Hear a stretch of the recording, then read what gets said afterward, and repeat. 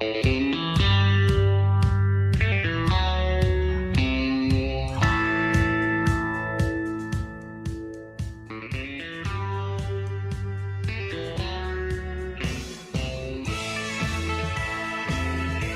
everyone, and welcome to the Weekend Big Show, powered by Lawdog Sports. I am Chuck Ramsey, the Lawdog. Follow us on lawdogsports.com, streaming live on Facebook, YouTube, and Twitter X at Lawdog Sports. Joined, as I always am, by my friend and partner, Jeremy Schroder, the ruler of the Airways, and here to talk sports with you on a Friday, because that's what the Weekend Big Show is and has been now going on. Is it 8 years, Jeremy? We'll be in April. It's been a minute. It's 2018. I mean, yeah. So 8 years. So congratulations on that upcoming. Now, in full transparency, there's been some hiatuses during that time because of employment or things. But you talk about guys, and here's another thing. I hear this talk about, podcasts. It's getting past the 10 episode mark, which is the tough part, Well, in that traditional sense, I guess we do podcast the episode, but we're live sports talk, and that's Sure. what we've done in some form or fashion, or attempted to do since we got together back in the days of KSCY 1230 AM. But April will be 8 years, so that's man, time does fly, brother. It does, man. How's your week been? Man, this week, not great, Chuck. Not great. Sorry. Partial government shutdown. Week. Had to work late every night this week. Still get up early. Yeah, you are an early riser. Yeah, not great, Chuck. Not great. Yeah, not great. That you say that reminded me, and I think I've actually interacted with him. There's a Twitter page called Ghosts of Texas Football. Yeah, and I guess when they lost to Florida or something, he said, thought this was something not great at all. Anyways, yeah, and my week has been okay. It's, we celebrated my lovely wife's birthday on Tuesday. That was a wonderful time with my wife and family and stuff to do that. And, we all should cherish our trips around the globe, around the sun every year. But we kind of turned tail this weekend and are going to start our taxes. So that's going to be a kick in the groin right there. It always is. It is. You got to figure out how much you owe the state of Oklahoma. Yeah. So, well, I hear talk that they're looking at doing away with state income tax, which means that my already inclining ascending property taxes will just be that much higher. So, I told my son, I said, I don't know why on earth kids your age would want to buy a house, rent. If I had to go back again and had a good rent house or something, I would stay there 20 years. Oh, I know. It's become insane. Where I live, they go up quite a bit every year, and it's just nuts. You know what else I love? What's that? Your mortgage company sending you that escrow increase. Well, we can raise your payment, if you want to pay this out, or, pay the difference in your escrow this year. And we actually, in the last calendar year, Jeremy Schroder, we actually paid the full amount, but yet still had a payment increase. I don't know how that works, and I don't know how to question them. Yeah, I know. It's nuts. Well, your property taxes come out of your mortgage. Your insurance comes out of your mortgage. Those probably both raised because of your area. They did. Yeah. But still, if I'm going to just cut a check and pay the amount that you say is short, don't raise my payment. You can't do that. I'm not on some. Well, they did. They do what they want. Yeah, they do. They definitely do. And you don't know. You don't know how long I've fought off just dipping into some of the nest egg and just paying the sucker off. But everybody always says, have that tax write-off for your interest. And I don't know. See what it's doing to me already, Jeremy. It's already got me in that place. And let me just tell you this right now, Chuck. Yeah. That interest doesn't make a damn bit of difference. It doesn't. Your taxes. It never makes a difference. We paid our house off, and we've never seen any decrease, increase, we get about the same back every year. And, I worked with a guy, and I probably shouldn't reveal this because he was at that time an officer. He was then asked to leave my place of employment, not because of this, but he told me one time that he didn't pay, that he claimed like 6 or 7 dependents. He had 3 kids, but he said he claimed 6 or 7 dependents, had hardly anything coming out, and then still got a refund. Yeah, I don't know how it works. Or a cheat. And because I have always lived my life knowing I'm the guy that, they'll make an example out of, I don't bend those rules. And then this guy is telling me about, claiming his pets and crap like that. I'm like, he may have been pulling your leg. I don't know. He got, like I said, he got asked to leave for some shady reasons, but we actually had a guy in the office who literally had 7 kids and he was getting bent over by the IRS. So I don't know. I don't know, but it's audit the IRS. Yeah. And that's what's so bad about tax season is it basically bogs down one of the best times of year. If you're a college basketball fan, if you're right now, the Olympics going on, but we'll get off of my tax burden, stumping and get into some sports. I know. Well, this is the time of year that you just compare notes with the IRS because they know how much you pay, they know how much you owe or how much you're getting back, but they want to make sure you do.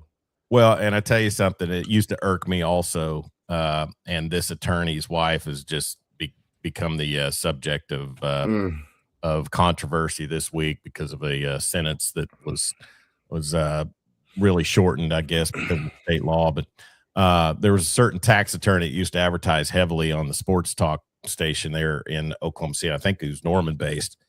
And he would run those audio testimonials of people saying, yeah, I owe the IRS $400,000 and he got me down to 15 grand. I'm like, piss off.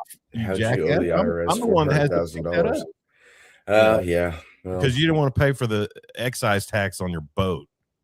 Yes. See where I'm at? I mean, this is, and that's a former classmate of mine. I've known him since we were wee kids. Yes. Wow. Well, he's not near as prevalent anymore after the wifey decided to life, but whatever. Make some bad decisions. That's wild stuff. Yeah, it's and that's why we end every show with saying don't text and drive and sure don't drink and drive because it's such a small town, I know them and then the DA making the statement, well, I went to school with her brother. She's like 2 years older than me. So Jennifer Austin, the Cleveland County District Attorney, Gina and I, my wife, both worked with her when she was at Oklahoma County, and she's an excellent crimes against children and sex crimes. She's a great attorney. And her dad was a great attorney. Was he? Jack Pointer, yeah. Oh, okay. I didn't. That name sounds kind of familiar, but well, let's get on to better things. And what better thing could there be than being, I guess, breakfast at the Venetian in Las Vegas as Marty Wandry. Wow, birthday trip. Good job, Marty. Yeah, Marty Wandry celebrated a birthday this week as well. His lovely wife are in Las Vegas, and I would imagine Marty will be stopping by a sports book to who would, if you had to go into a sports book and place a $50 bet on something that you thought, man, if this hit, it would be a huge one. What do you think that would be right now? I don't even know at this point. Spurs to win the title. I don't know. Yeah. Crap. I wouldn't touch baseball. NBA's kind of seems like it could go, maybe put some money on the Nuggets. You could, Cade Cunningham to win MVP. How about that? I was going to say that they just had a picture of him up on Sports Grid. You could also take the 17.5 that the Brooklyn Nets are getting tonight against the Oklahoma City Thunder. Oklahoma City Thunder aren't playing anybody. No, that might be, but they're giving 17.5. That's nuts. And we're not supposed to be tanking anymore. What are the Nets doing? The money line is 110, by the way. So Marty, if you want to go put some dime on the Brooklyn Nets. But Marty, our good friend from Clinton Liquor, also our good tailgating friend from the OU tailgates down in Normantown. And speaking of Normantown, Jeremy, as we transition into some sports talk, Norman and the Oklahoma University Sooners have hired a new running backs coach to replace Demarco Murray, and they had also, we mentioned last week that they had replaced Jay Valai with who was that? Dadgummit. I had it written down. I thought. What is I can't think of his name. Dadgummit. Yeah, I know you would have to pop that right out. No, Dayland or Dealand. We researched it and tried to find the correct pronunciation. Ryan Clark on his podcast called him Dealand. I think Gabe Eichert and Teddy Lehman call him Dayland. Coach Lamar Morgan. I don't know why that wasn't just sitting in the front of my brain. Coach McCullough, who is the father of former Sooner and current Nebraska Cornhusker Deshaun McCullough. And his brother, Dea. Yeah, he had 2 kids at OU at one time. Yeah.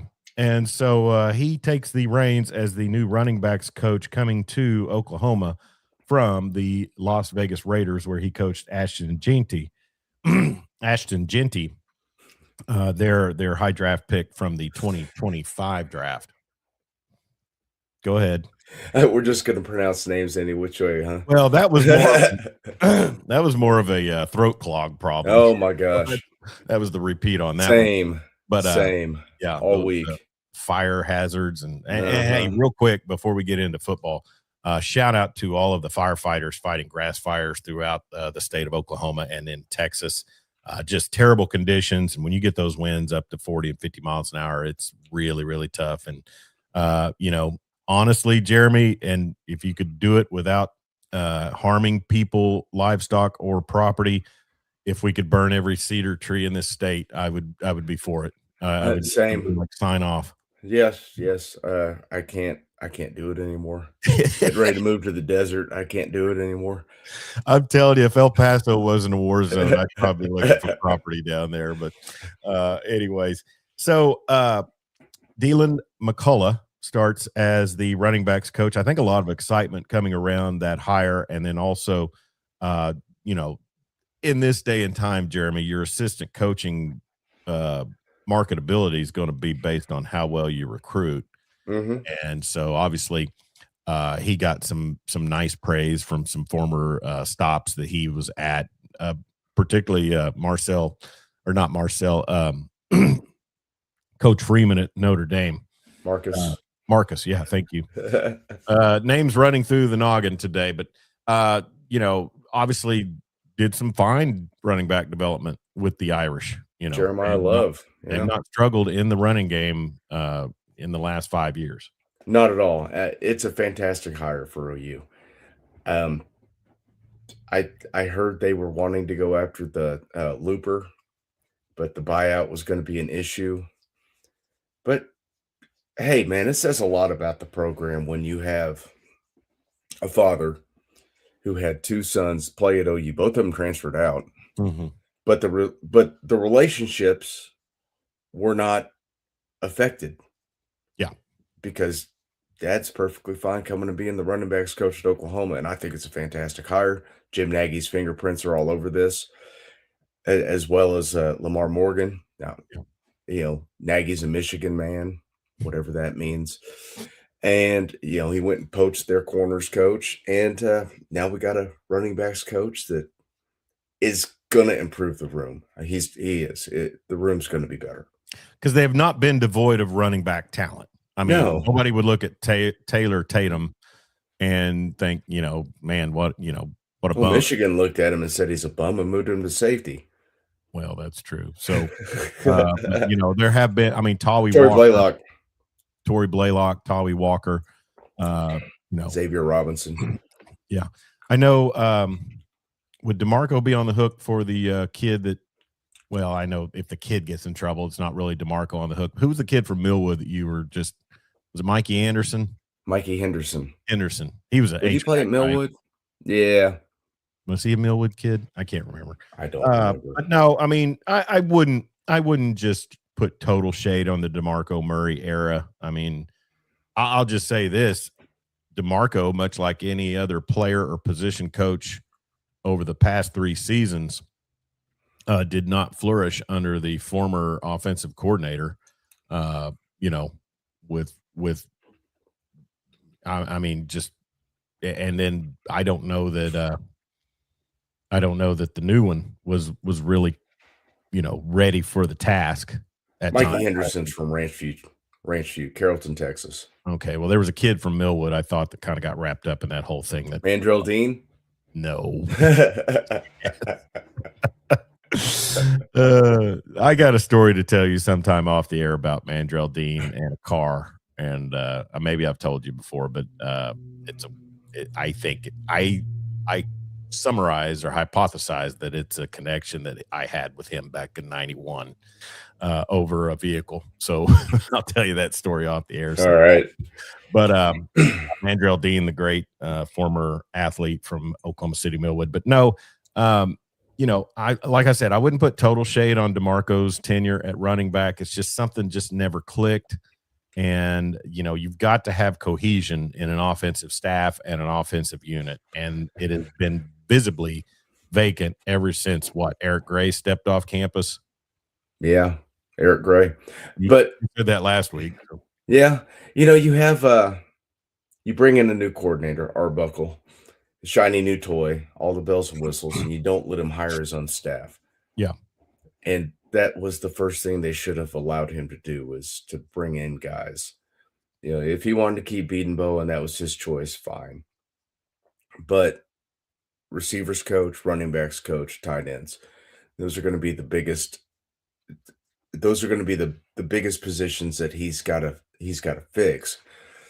Tight end, I guess through the portal, you bring Witten in. We forgot about the Witten hire. Yeah, I mean, I knew we had talked about that. Yeah, previously. So my apologies. So you got Witten and McCullough, both with Raider ties. Great. But Witten's already paid dividends by bringing in the Van Dorselaar kid from Tennessee, who was a true freshman, played a lot of snaps last year on a good offense. So you're fixing the tight end room. You're gonna be able to run the ball. You're gonna have more cohesion on that offensive line this year with these guys growing up a little bit more in the system. I think it's gonna be a big year for the Oklahoma offense, Chuck. It should be. They're gonna run the football. It's gonna take a lot of pressure off of John Mateer. He's not gonna have to be the guy that has to get the yard.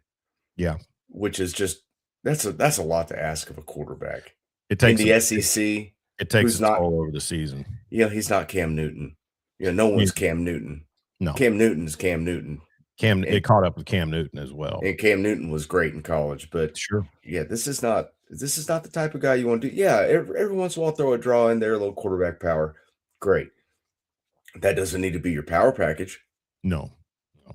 So well, and one thing about this era of assistant coaches, and I think now you tell me this: Demarco Murray leaves for the Chiefs. Yeah, DeMarco's with the Chiefs. He's with the Chiefs. Sorry about that. It's okay. And so, I've been told by a couple of different coaches that I know that had experience in the upper level of college football that the constant recruiting, the constant combing of the portal has become non-rewarding for those coaches. Now, with no spring portal, will there be an influx of more professional coaches that want to come in and get back involved with the recruitment process, the mentorship process? I mean, when you're talking, and we'll talk about OSU football and some of their media day stuff from yesterday in a little bit, but to me, a lot of the common theme was how integral the assistant coaches are with those relationships with retaining or attracting players. True. And yes, as far as coaches coming back into the college game, but it's got to be the right situation. Well, sure. Because not every university has a front office set up like Oklahoma does. I know that it's going to start trending that way, but I think DeMarco left because DeMarco just wanted to leave. because you got Nagy and his staff doing the scouting, the recruiting. He's got to talk to recruits, but he's not the money guy. They have a whole staff of folks to do that. Well, and that was, yeah, your situation to leave college and go to the pros can be a variable of a lot of things. But to me, I was thinking like with Coach McCullough coming back to college from the NFL. Is that going to start a trend? Yeah. Now, I could see that. Was he retained by the Raiders? I don't know the answer to that. So that's the other thing is like, it's great that you got that pro experience. And I think I've always said that is the key, even in this day of NIL, is showing kids that we can show you what it's going to take to make the next level. Sure. But that's two coaching hires from programs or teams that were in flux. So yes. And kudos to Jim Nagy for making that hire. I got no problem with it. I'm just, in full disclosure, coach from Michigan was not actually probably going to be retained by Kyle Whittingham, right? Probably not. Yeah. So, but still, it doesn't matter in the big picture. I just, if he's looking for a job and you grab him, it's still a good hire. Someone else is going to hire him. He's going to another great program if he doesn't get hired by Oklahoma. So, what does the OU running back room look like next season? Let's see. Going to start the year with Torrey Blaylock. Yeah. Okay. Oh my God. So game 6, Xavier Robinson steps onto the scene. No. It's going to be, I think it's going to be X Robinson, Blaylock, and probably the Hatton kid coming in. I'd have to look at what their depth looks like. Well, I'm just going to say something, and this is something that Arbuckle is going to have to, work his way through. And I used to say this about Muleshoe and to an extent Leach, but I always thought Leach was patient enough to take the little things and just, death by 1,000 cuts. But Lincoln Riley and some of the subsequent Mike Leach tree coaches really wanted to dial up that 16-point play. And I got the feeling that was a little bit of the case with Arbuckle as well. We saw against the Oklahoma defense, which is probably one of the better defenses of all of college football in the last 5 years. We saw that if you're patient and you do run the ball and you attempt to run the ball, that even a good defense, you can break off something. Mm-hmm. And Wisner did it against OU down in the Cotton Bowl. And then the kid from Alabama had a big chunk run in the playoff game. So, I mean, that's what I want to see. I don't want to see just total abandonment of the run or, you run the ball a couple of times, you get 1 or 2 yards, and then you just kind of keep chunking it. You've got to – balance is key. And we saw that in all of the playoff games for the teams that won. Absolutely. But, you got to get that cohesion up front. And you got to have healthy bodies up front. Now, with the addition of the big lineman from Arkansas, can't think of his name right off the top of my head, but I know I've seen him in person, and the guy looks like a house. Yeah. He is a monster. I watched some of his tape yesterday, and he's got good feet. He moves well. So you're going to plug him in at that right tackle, slide Foji down to guard. Got to figure out center. But the left side is set. EPL and Fasusi.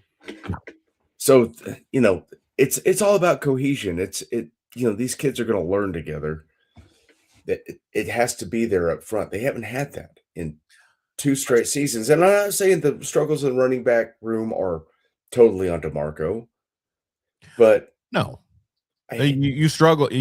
And that's why I say football is the ultimate team game. If your offense struggles, it is on every level of the offense. Receivers, quarterback, running back, offensive line, tight end. I'll say this.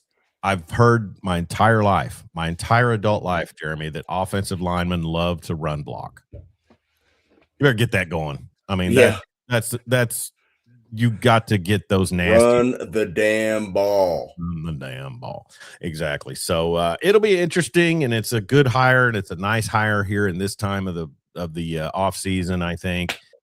Because you're setting up to get those 2027s,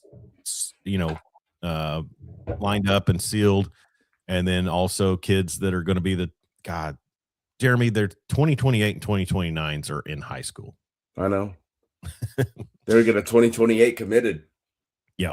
John Arnold checking in on Facebook, having better tight end play will help the running game too. That is exactly right. That is, yes, totally. And if you see the physical specimens that they've brought in, the kid from Florida is massive. He looks like a power forward. Yeah. And he's like 6'8", just huge. Well, Beer's kid is a big, strong, receiving tight end. And then you have the Van Dorselaar kid who's also got a great frame. He's tall. Thank you, John Arnold, for check. Go ahead. They're learning under Witten. Yeah.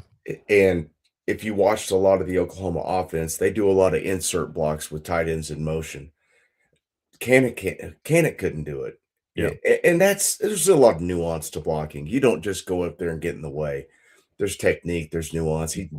It was disservice to the kid to think he was going to get in there and be a great blocker. Receiving, great athlete, great hands. He's going to be able to do it. But so is he going to be looked at as he's going to the combine. Is Jaron Cannick going to be looked at as a hybrid kind of a athlete?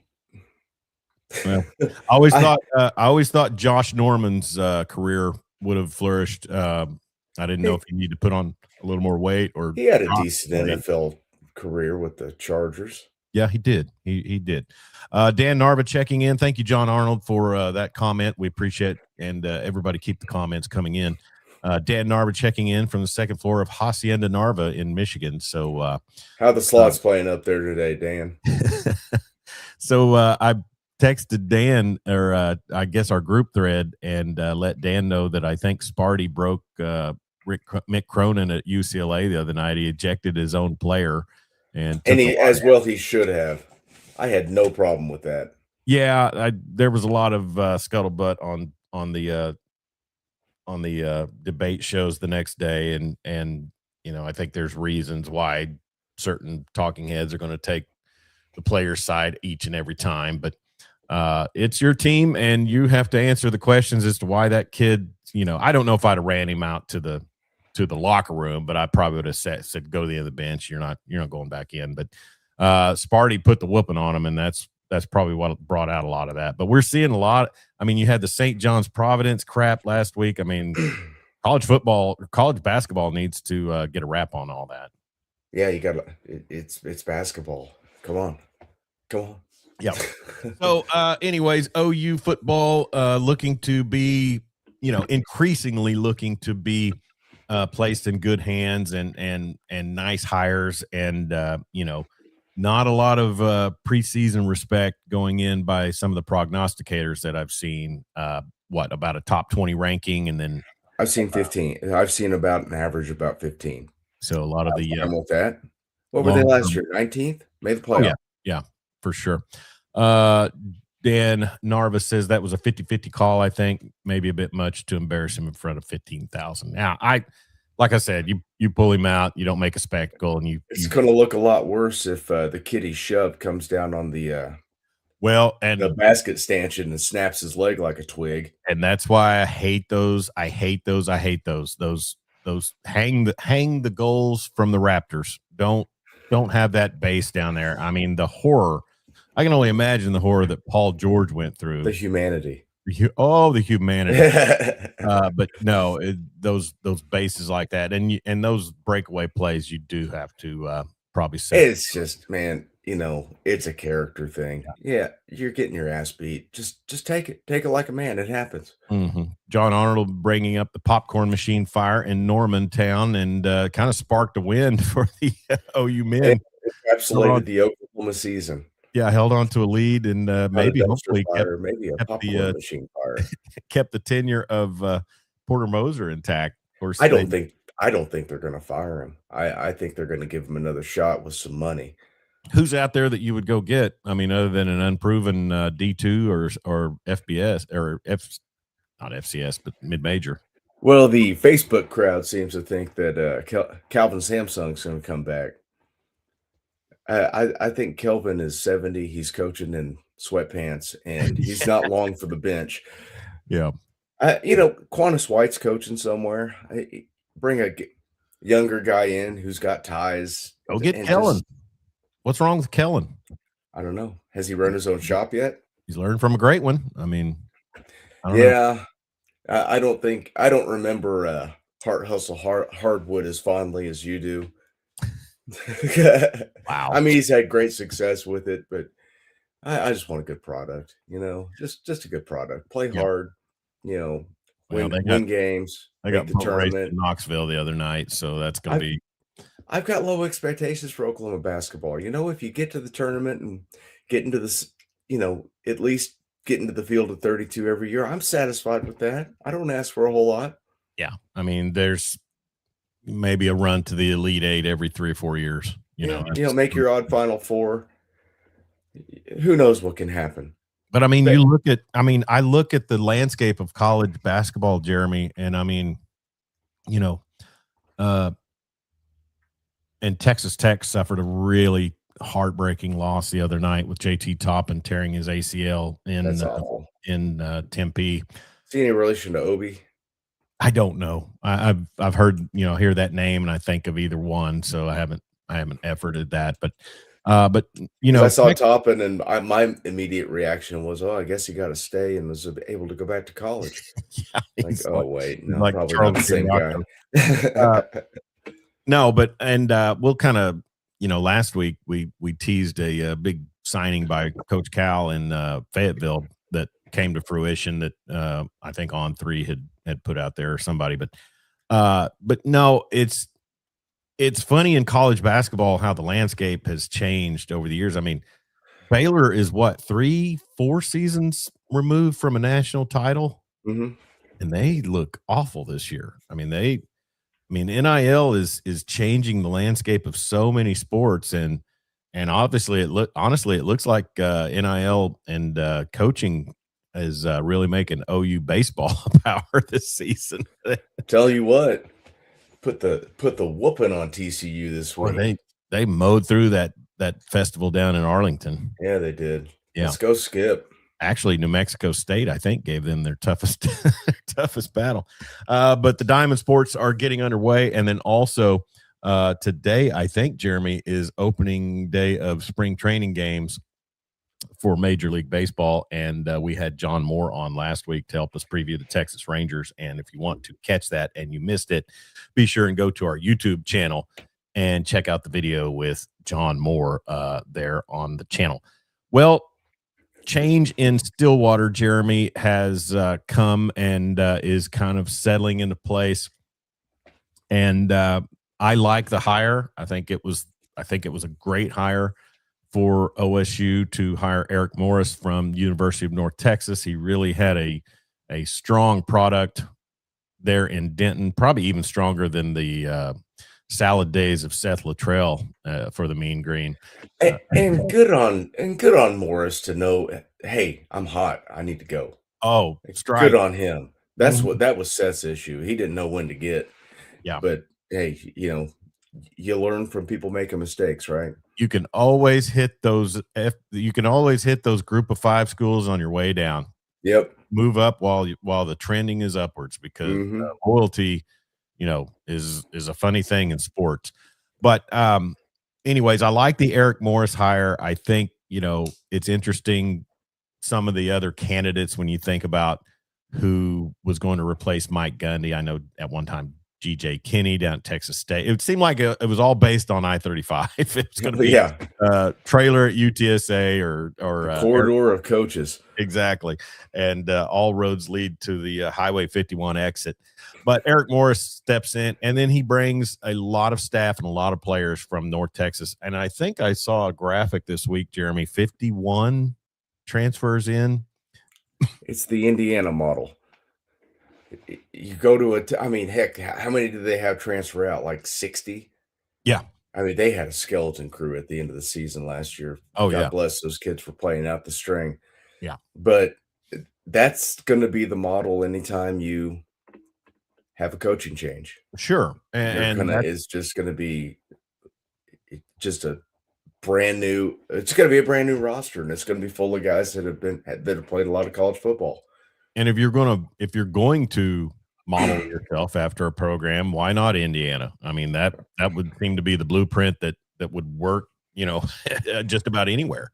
I mean, it's not gonna work everywhere because, you don't have the godfather in charge of all these programs. Well, Kurt Signetti's yeah, outstanding.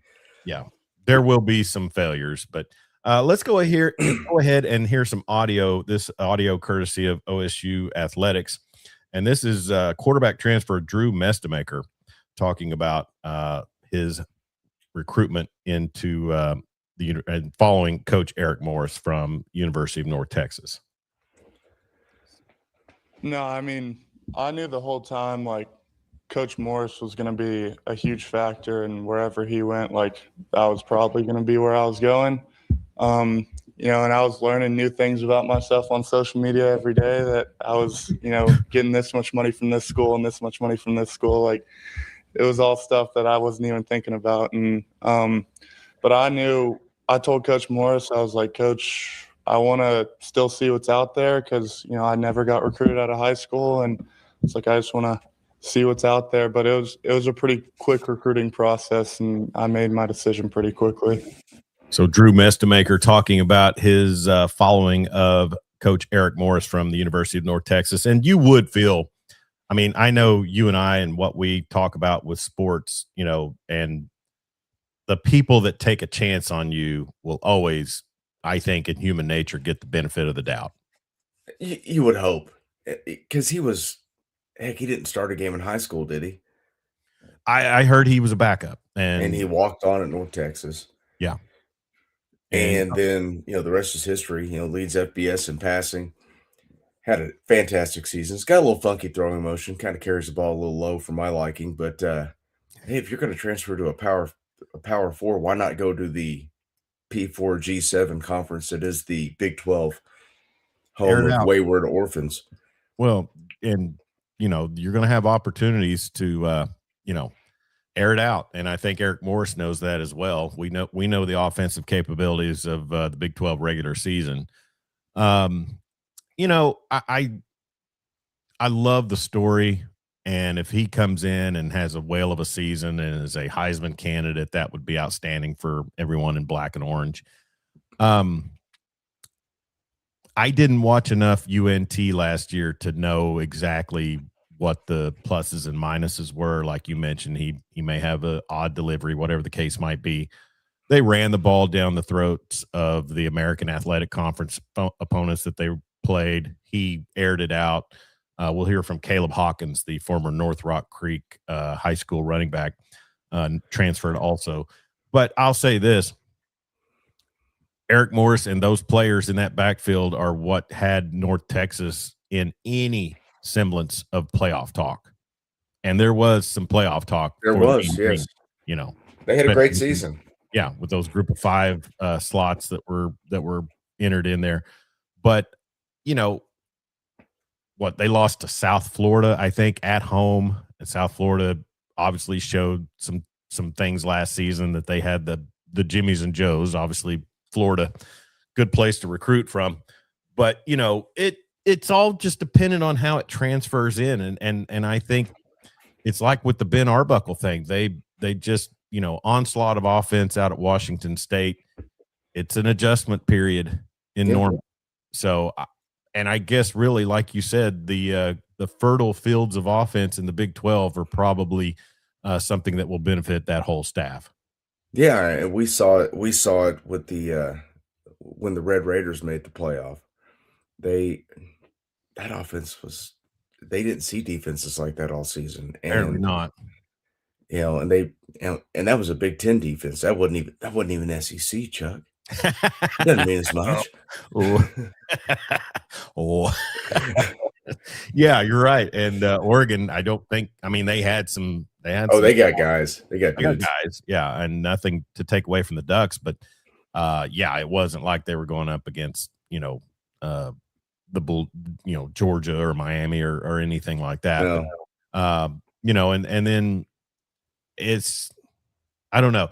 To me, getting into the Big 12 and just getting your feet under you is going to be I'm not trying to take anything away from the Big 12 because I still got a lot of love for that conference. But like I said, I called it fertile fields of offense in the Big 12. Mhm. Your offenses are going to flourish. And then you've got to figure out your game plan when you get into a bowl game or potential playoff. That was always the bugaboo, wasn't it? It's After been the 2000 after what, 2009, they'd get into a playoff Yeah. or a national championship game and just get housed. Now, I would have loved to have seen the 2014 TCU Horned Frogs. The year that they had the split title, Baylor. I guess Baylor beat them that year. Yes, but Trevon Boykins, was that his name? Trevon Boykin, yeah. I would love to have seen him get a shot, but who knows? It might have been the same case with regards to TCU getting trucked by Georgia. But still, yeah, it's in the trenches, Mhm. so it'll be dependent on Coach Morris to go get hogs, but he did bring in a standout running back recruit who I think was a high portal target. This is Caleb Hawkins, a former North Rock Creek Cougar, I think they are, who played at North Texas and talks about growing up an OSU fan. I had some brief recruitment here, of course. I never got the offer, though, and I'm excited to be back. And Coach Cobbs just took me with him to UNT and then brought me back here, so I'm excited to be back. Obviously, you mentioned, you have so many familiar faces. You pretty much the same coaching staff. How much of an advantage does that play heading into this season? I feel it plays a big advantage, getting to stay with my exact same coaching staff, same scheme, not having to learn as much, but, still progressing and getting better every day, but knowing what I have to do and what I need to learn. Audio there courtesy of OSU Athletics, and Patrick Cobbs is the running backs coach he is mentioning, who was brought to Stillwater with Coach Morris, who was also a Shawnee area, I believe Tecumseh was where Patrick Cobbs played his high school basketball. Had some NFL snaps, if I remember right. He did play for a minute in the league, yes. And was a North Texas standout down there playing in Denton in college, in his own college career. But Caleb Hawkins, man, he had a lot of standout plays last year.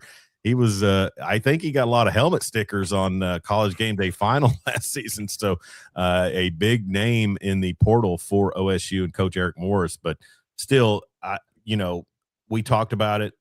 These assistant coach relationships with the players really have a lot to do with your success or failure in this era of modern football. Yeah, I mean that's where we're at, right? Especially when you're turning over a roster completely through the portal. Like you said, loyalty, guys who took a chance on you. But I like go ahead. Sorry. Caleb Hawkins, man, he's 6'2", north of 200 pounds. That's a good size back. I called a basketball game against him. North Rock Creek played Weatherford twice last season, and I think the second time was in the state semifinals. And he's a load. He was super athletic. At 6'2", he was athletic enough to hang with our 6'6" guys, 6'7" guys. So just a really standout athlete, and honestly, when the recruitment process is going on in high school football, I've kind of moved on to basketball, as far as the play-by-play goes. So I didn't catch him going to North Texas until I started hearing the name Caleb Hawkins on highlights. It's like, it just makes you wonder how he was ever allowed to get out of the state. Well, and that's kind of a question I was going to lead this into, and we'll hear two more audio clips from players who stayed with the program, but have the woes of the OSU Cowboys almost solely been placed on the shoulders of Mike Gundy? It seems like it, doesn't it? I mean, that's the thing. His prime years, he was picking up those kids who weren't getting the OU offers and wanted to come to OSU and really motivated. I mean, and I'm sure some OSU fan would take me to task with that, but you can't argue with the lack of results in the final 2 seasons. No, it was it's bad. It's bad.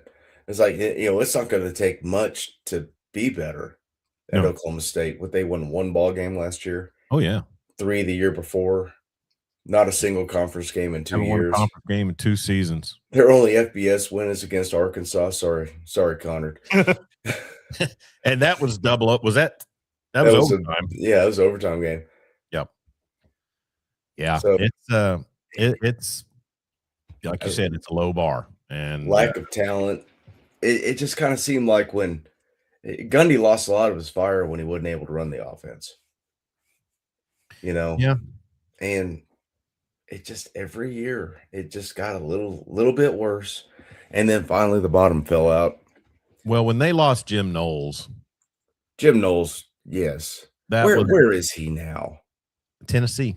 He's at Tennessee. Okay, I knew that. Okay, Left Ohio State for Penn State, James Franklin, and then subsequently was I don't know if he was let go, but he's now with Josh Heupel, I think, at Tennessee. Well, that's a good spot. I mean, they got lots of dudes. You can get dudes to Knoxville. His system should be very good in the SEC. Yeah. Tennessee should be vastly improved. Our next audio is Malik Charles, a defensive end who actually was with the program. He talks about what kept him at OSU. I'm gonna be real. I knew I was gonna stay regardless. When I initially transferred from West Georgia, I told, me and my family talked about it. Wherever I chose was where I was gonna be for the next 2 years. And so, coaching changes happen. It's gonna happen in the league. So, you just got to be able to adapt to adversity. And so, I knew it was gonna be set in stone. I was gonna stay here regardless. Why? So, subsequently, Barry Trammell asked him, what was that? And he mentioned Coach Greg. I think he's the one that mentioned. Well, let's go ahead and finish out the clip. It's so important to you and your family. I wanted to be at a place where I could solidify myself. I'd been around to 3 different colleges at this point. When I was coming to transfer here, I'd been up to 3 different colleges at that point. And I wanted to be somewhere where I could make a name for myself and stay for my last 2 seasons. So Barry asked him, what was the tie-in that made him stay after several transfers? And I think they're probably going to start seeing, Jeremy, a lot of these players, and if they have agents, which I'm told they do because they do with money now, agents are probably going to start advising them, how about you project a little stability to the next? And I don't know his draft prospect status or anything like that, but if you're playing in Division I football and you can go out and have a good season, you can get on a squad. Oh yeah. But no, he mentioned that, and that's where I think we will start to see, maybe instead of the knee-jerk reaction, they're all just free agents, they're all just going everywhere for money, blah blah blah. There will be some kids that say, you know what, I'm gonna work here. I mean, I like it here. They treat me well, because I hear the pencil neck that we talk about all the time say, and he preaches it. It's a mantra: chase greatness, don't chase money. And maybe that's starting to filtrate into some of the college sports. Well, let's hope. But it's such a crapshoot because 1% are gonna get drafted. Yeah, there's so many players in college, so many college football programs, and I get it. But you would hope that guys would chase greatness, would want to go to somewhere where they could have success, excel. You're going to get paid in college regardless. But man, it's hard to turn down that big bag of cash to go to a Tennessee or. Well, and who was it? Kendall Dolby that left OU for the bag this season. And yeah, it was. I heard he's the one that's married to the softball player, right? No, you're thinking of Kip. Not Kip Lewis. Colby McKenzie. Colby McKenzie. So Colby McKenzie, I heard this phrase this way by a station in your town that, he's probably going to be too much of a tweener to have an NFL career. So make that money now. with a school that's gonna throw it at you. Well, he went to Northwestern. What's their NIL budget? Well, regardless, if he's a prospect from the SEC at OU on a defense that was great, I'm sure that he's getting a little higher percentage of it, right? Well, yeah. I mean, Owen Heineke, you saying that Owen Heineke is that much more physically gifted than Kobe McKenzie? I don't know. That's just something yeah. I heard by the talking heads on your not your network, but the network that's in your town. I just kind of figured he went there because he wanted to play every snap, because he lost a lot of snaps towards the end of the season because Sure. Heineke had established himself as the guy. But you're probably going to get those back once Heineke doesn't get it. I mean, maybe that's true. Figured Heineke would get. When you got the Sawyer kid coming in from Michigan, who is dynamite. So, yeah. Well, anyways, so defensive end Jaleel Johnson for the Cowboys also. As my apologies there, we're talking OSU football and we revert right into OU talk, so it's a hard habit to break, just like in Chicago. This is Jaleel Johnson talking about his staying with the Pokes. It's definitely been different. Just obviously, like you said, a whole bunch of new faces in here, but really much hasn't changed. It's just it's still the same thing. We still playing here to play ball, and yeah, man, it's just not much change. Jaleel, can you talk us through your process of the coaching change happens, and obviously everybody's got a decision to make. Do you stay? Do you go? What did you sort of go through? Can you walk us through that? Yeah, obviously seeing Coach Gundy go, it hurt because he's the one that gave me the opportunity to play here. But ultimately, there's going to be changes even in the NFL. It's people come and go all the time. And I decided that me staying here would have been my best decision, my best choice, because I have unfinished business here. The past 2 years haven't been great, and I want to be the reason why we changed the narrative. And I think it was Malik Charles prior to that mentioned Coach Richmond coming in, Greg Richmond, former OSU defensive lineman, made the move with Coach Eric Morris from North Texas. Is that correct? Yeah, it is correct. He did a year there. He did a year at Sam Houston. He was on staff at Oklahoma State for 5 years as defensive line coach. Yeah, I remembered that time. 18 to 22. And honestly, I honestly did not realize that he was actually gone. I thought he'd stuck around.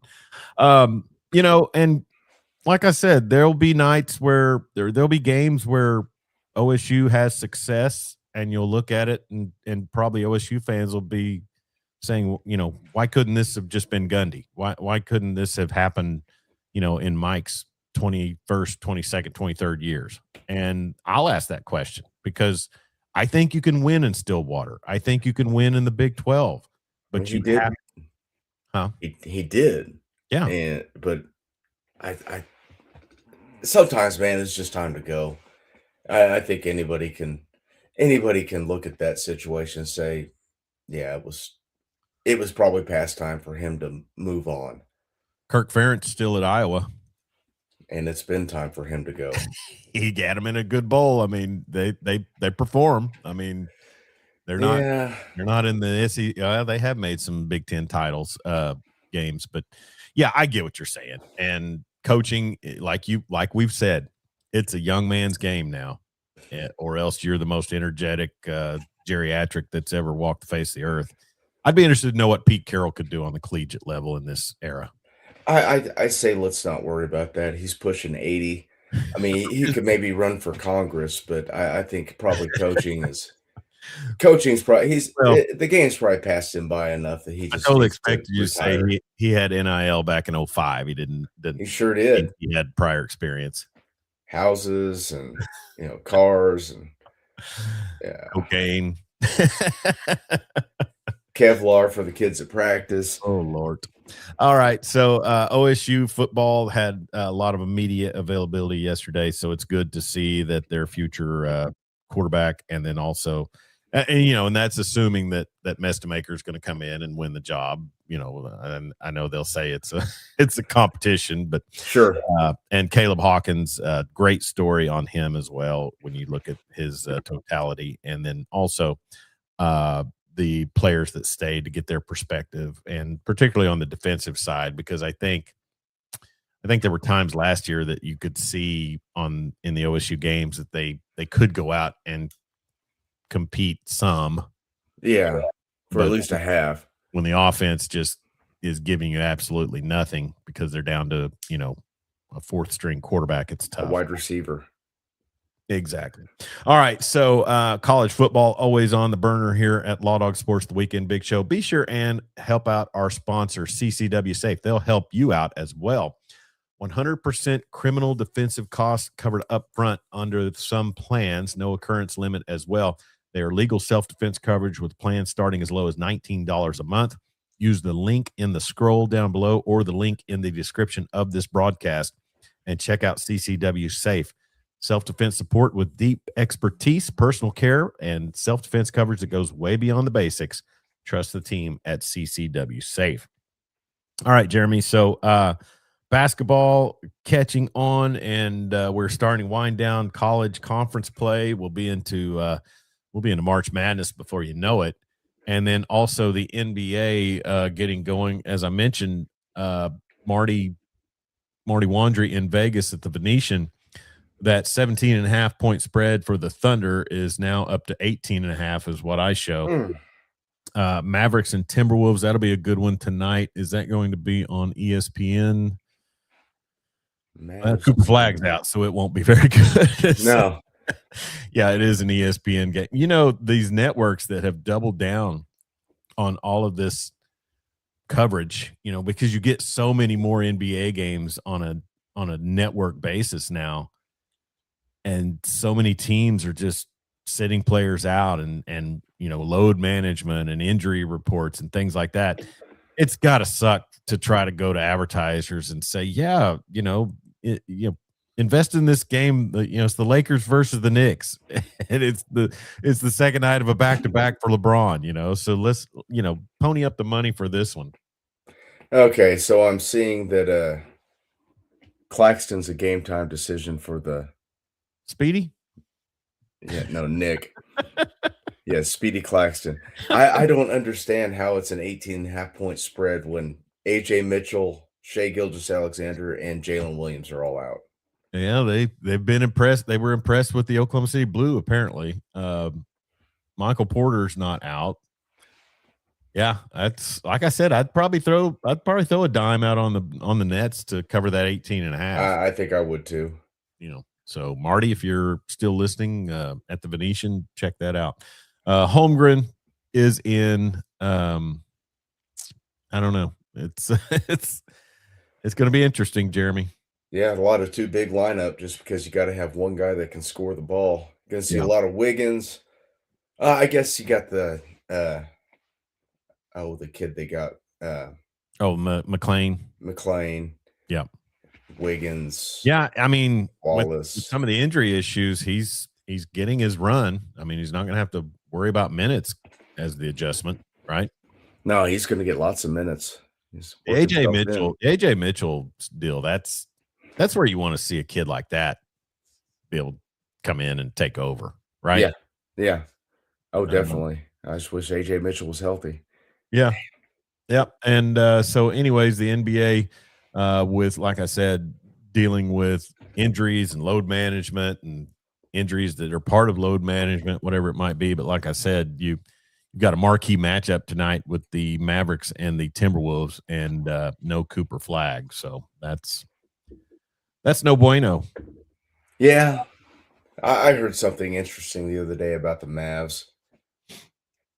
Yeah. Apparently there's talks of Cuban buying the franchise back because of the casino deal. Yeah. But see that the owner of the Mavericks, the current owner, will probably get an expansion franchise in Vegas. So they're already guaranteeing a team to Seattle. Seattle and Vegas will be your two expansion franchises.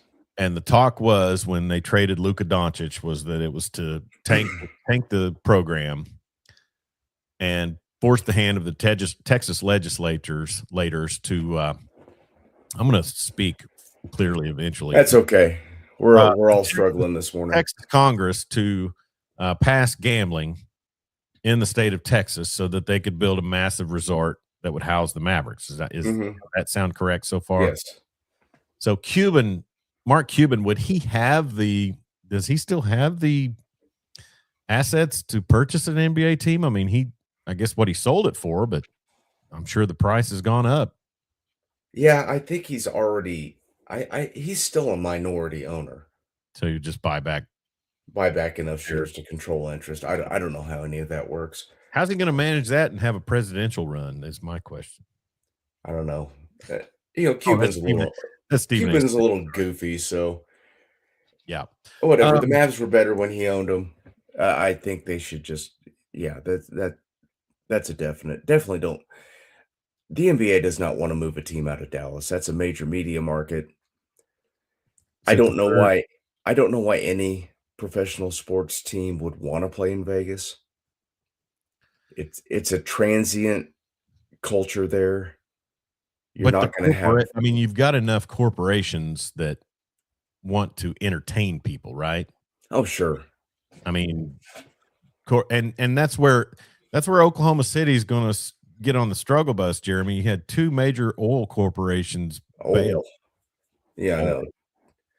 And so now without Devon and without whatever Expand or Chesapeake used to be, which I think they kind of a skeleton crew anyway. Mm-hmm. Nothing compared to what they had when that campus was filled under the previous CEO. But I mean, you start losing big corporations out of your market, and it could be tough. But Vegas has. I mean, those casinos aren't going anywhere, and they're going to buy up huge packages to comp to people that stay. I know. It's just a transient city. Everyone, it just doesn't feel like a sports town, and it never has. And then the gambling. The gambling. Yeah, I know all these major leagues are in bed with the casinos and FanDuel and all that. But we're still going to punish guys for gambling. But if you bring brought to you by FanDuel. I'm trying to get a sponsorship from Kalshi or whatever it is. So start making some money on this thing. No kidding. Will Chuck pick his nose on air? But no, with regards to sports and gambling, and particularly the NBA, because we know that they're the only league that has had a official convicted for gambling related offenses. I've seen this week on social media, and I haven't done a deep dive, but Adam Silver taking some criticism this week. And I think his total sellout of the league to the gambling agencies will end up biting him. Right. And now they're going after tanking. Yeah. So you have a lottery system, you're going after tanking. They're going to propose that to do away with the draft. So the kids come out of college, they can just sign wherever they want. Is that what it's going to look like? Well, so we just get rid of the franchises like Orlando and Utah and Sacramento, where no one wants to play. Well, they would be. I mean, okay. So I've said this for college football a bunch, and we need to start making our way. But the British Premier League of soccer has youth academies, and they get kids to come to their youth academies, and then I guess they have rights over those kids until somebody else buys the rights. So, and a kid who's in development gets bought out by a franchise, or he's on loan. They have on loan. Yes. So let's say you and I are 18-year-olds who are, been in the Oklahoma City Thunder program, and we're starting to develop. We get sent to the Orlando G League on loan, to develop and keep playing. I mean, it's so many winding roads that sports in America could take. And I heard this years ago from a guy who used to write a column in the back of Guns and Ammo magazine. He was some old grizzly colonel. Don't remember the name. It's back 35 years ago. But he was talking about gun laws was his point. He used the phrase that the United States is always 20 years behind England going down the wrong road. And that has stuck with me through my adult life when I hear things in Great Britain and things like that. And then you see the trend. So, who's to say if they did away with the draft? You just have kids that would be normally playing AAU ball be sent to academies sponsored by the Lakers. You know what I mean? I guess. I mean, you can't say it's not a possibility. I don't know. Because the AAU system's already bought and paid for now as it is. You're right about that. Two companies. Yeah, maybe it's time for a new commish. Oh, I think definitely. But who, it's one of those things like you fire a coach when you're 4-8. Who are you going to get? Right. Who's coming? And somebody that's unproven or somebody that's on the downslope. So, and I'll say this, and I hate to bring up the pencil neck again, but I constantly hear him railing against the down the hall hire, and that's what Nosferatu was. Yeah, I know. Kind of the commissioner in waiting. I think he walks around, Mr. Burns. All right. So, action this weekend, as I mentioned, tonight is going to be the Brooklyn Nets visiting the Oklahoma City Thunder. Over the weekend, Jenny Baranchik and the OU Lady Sooners, man, they got a nice win over the weekend. And then also big game the other night, or was it last night? I can't remember. Days are kind of running in between. But, man, Darius Acuff Jr., freshman at Arkansas, and they're talking about this could be the best freshman class of recruits ever.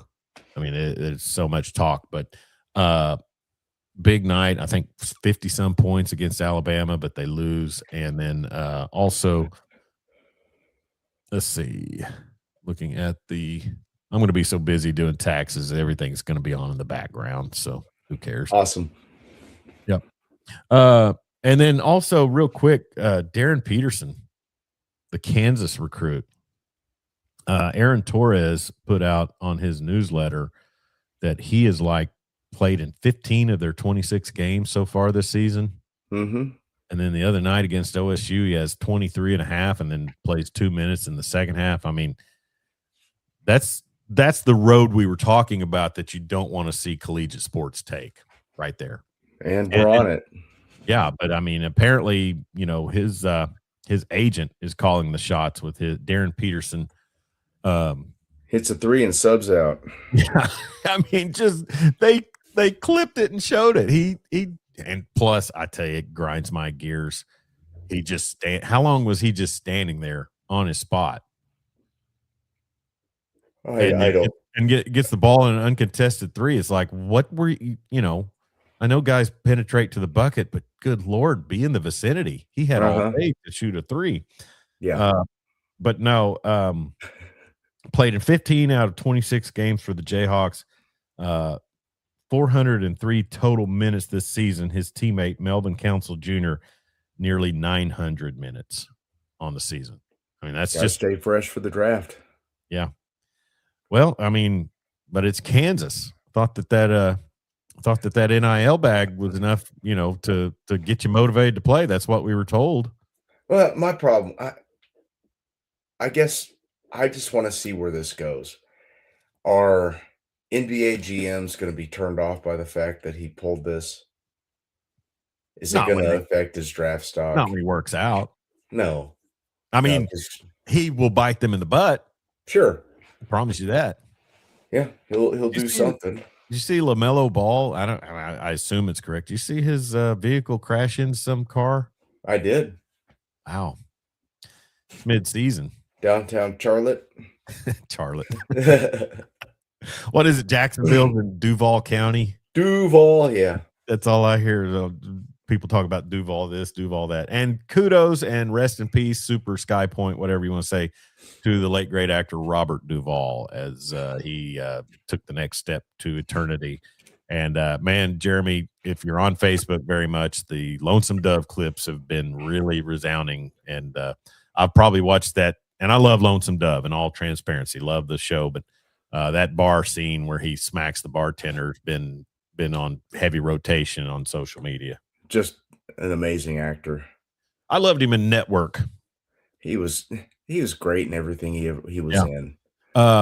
One of his unheralded roles, and it's a pretty bad racial statement in a movie, but from '93, the Geronimo biopic, or the Geronimo, it was Geronimo, an American Legend, or something.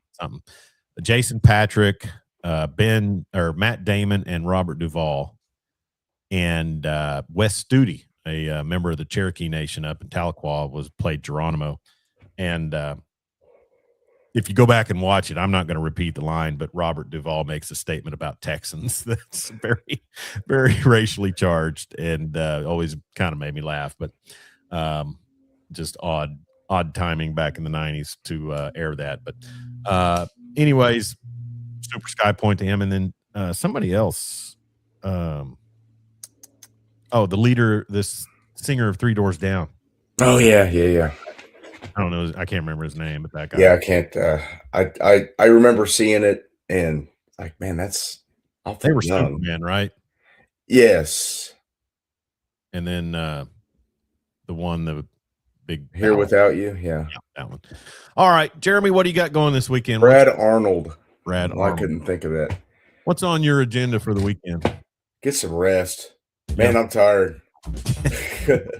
Well, it sure does mean a lot to me when you tell me that, and you actually were great to show up on the program, and that's why you were appreciated so well. And when we get that Kalshi sponsorship, we'll definitely hook you up. Oh, I appreciate that. Yeah, and we I want it in Bitcoin. We're entering. Oh God. All right, he's Jeremy Schroder, ruler of the Airways. I'm Chuck Ramsey, the Lawdog. This has been the Weekend Big Show. Be sure and subscribe to our YouTube channel. Follow us on Facebook and Twitter X at Lawdog Sports. Jeremy and I, we go back and forth a lot during the week. And what was it I tagged you on yesterday? Was it a Chiefs thing?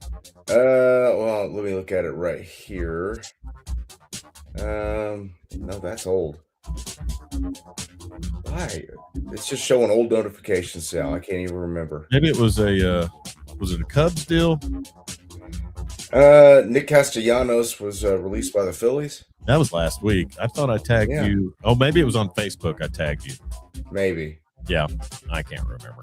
Anyways, be sure and check out some baseball today. And the Rangers have a spring training game today. And check out our episode with John Moore from DLLS Texas Rangers Weekly Podcast from last week's episode on our YouTube channel. Please, please, please subscribe and like our comment. Thanks to everybody for jumping in. Marty Wandry, John Arnold, and Dan Narva here on the comments. We want to interact with you. Be sure and do so on our social media and here on the live broadcast. Be safe out there. Don't text and drive, and sure don't drink and drive. We'll talk to you real soon.